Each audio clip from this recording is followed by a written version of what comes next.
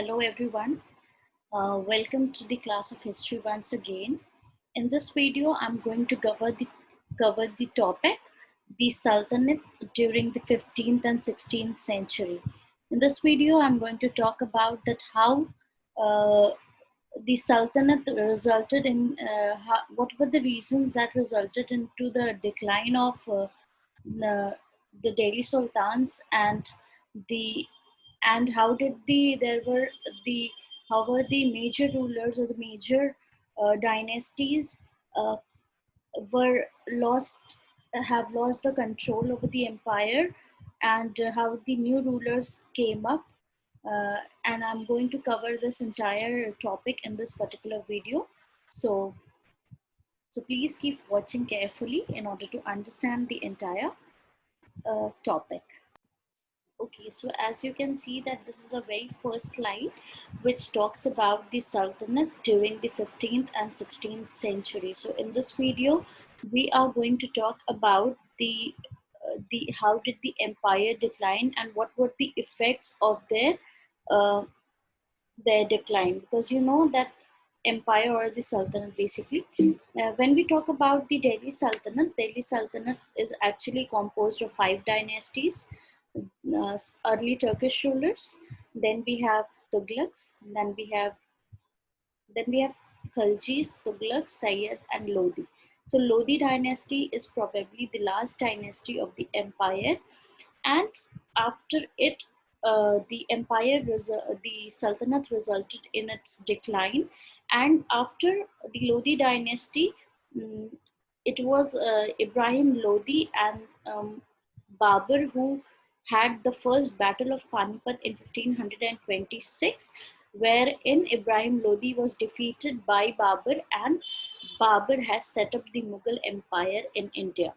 Okay, but then when this Sayyid and Lodi dynasties were on their verge of extinction, we can say, or on the verge of their decline, what happened? The people or the local rulers who were under the control of these two dynasty rulers have started getting the control, or start have started asserting the independence on the entire by were becoming independent by themselves, because as the rulers were becoming weak, what happened? They have lost control onto their subordinates, and in with as a result, the subordinates gain more and more power and importance.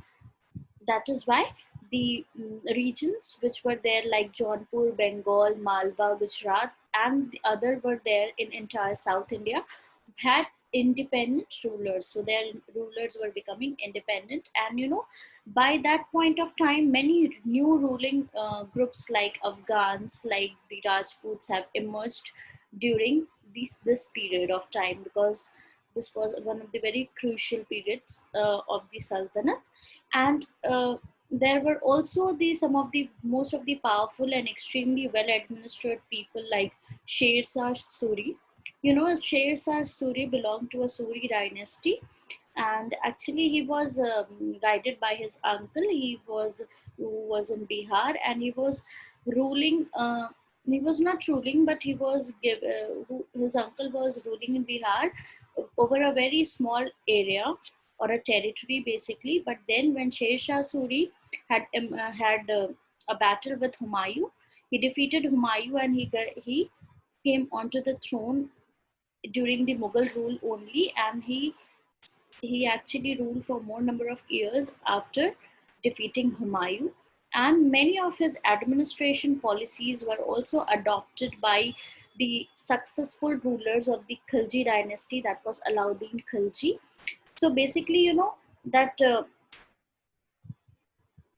he has extremely well system of administration. For some of his administration techniques were adopted by Alauddin Khilji, whereas the Akbars, the Mughals, have also adopted the techniques of Alauddin Khilji as well as Sher Shah Suri. So basically, you see that there is actually intermix of models of administration when we talk about, like the rulers who were very successful For example, we have seen Alauddin Khilji during his imposition of the taxation policy, or the other maintenance of soldiers, and so on and so forth. We saw that Alauddin Khilji has a better policies and the execution as compared to the other rulers. In the same way, Sher Shah Suri was also one of the persons who has a better administration policy. So the techniques and the models of Alauddin Khilji and Sher Shah Suri was adopted by Akbar in the Mughal Empire. So I hope that you have understood this video and the topic. And thank you so much for being careful while watching the video. That's all.